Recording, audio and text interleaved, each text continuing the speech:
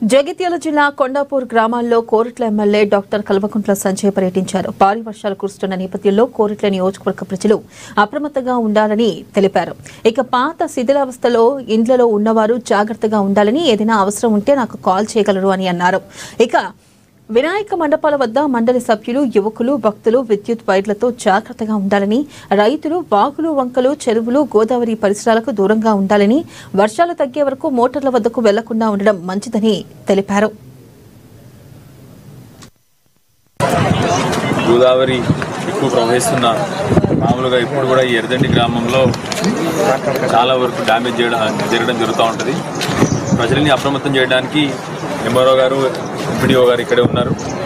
So ప్రజలందరినీ కూడా జాగ్రత్తలు తీసుకొని, ఇంకా వర్షాలు పడే సూచనలు ఉన్నాయి కాబట్టి ప్రస్తుతానికైతే సేఫ్ జోన్లో ఉన్నాము.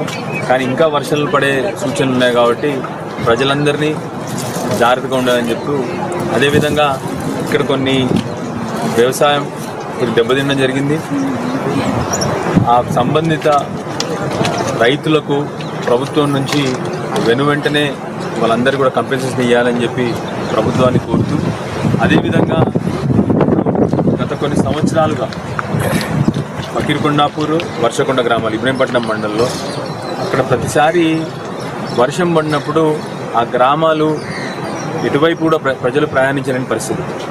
అంతకుముందు ఆల్రెడీ రెండింటికి కూడా బ్రిడ్జ్లు శాంక్షన్ అయినాయి. సో వెంటనే ప్రభుత్వాన్ని మళ్ళొకసారి విన్నవించుకుంటా ఉన్నాను.